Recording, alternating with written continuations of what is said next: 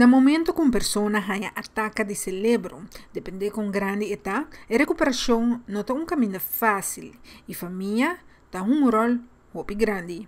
Gente com um ataque de cérebro, depende da severidade, e recuperação requer tempo e paciência.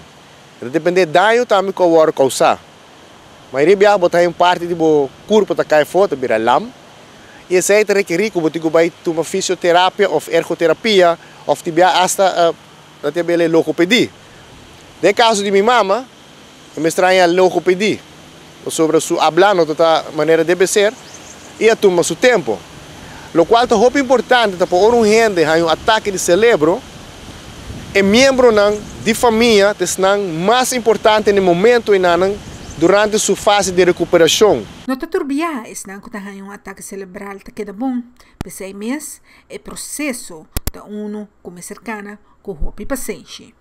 É requerir hope e paciência, e a pessoa afetada mester aceitar o qual que ela ganha e bisa ok, danke Deus me na vida, o qual me tem, me também trazer para je, é um mindset que me se toma lugar.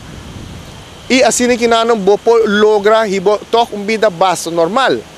Se me toma exemplo minha mama, ela é um sangramento, qual não se chama stroke hemorrágico, qual maioria caso está fatal.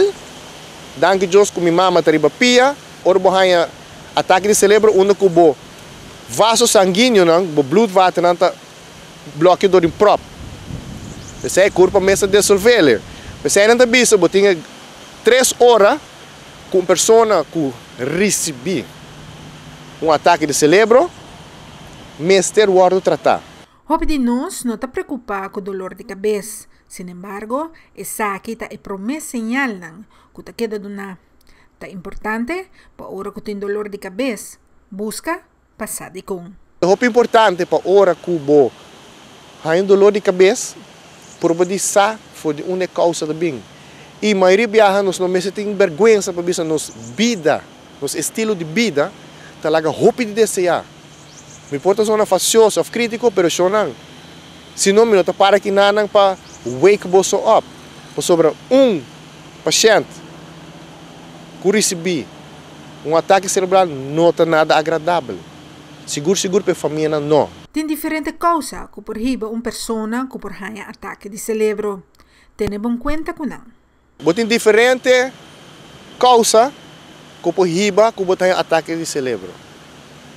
Stress seguro tá um, que o gente tá negligenciar, ok? Tem pressão alta, tem um rol muito importante.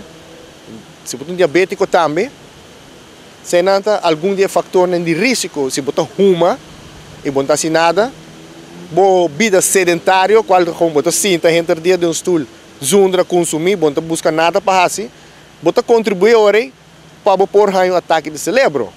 Anterior você vai zundra, pero já está lá acaba. Então você bisa hope de conan que não nos por prevenir.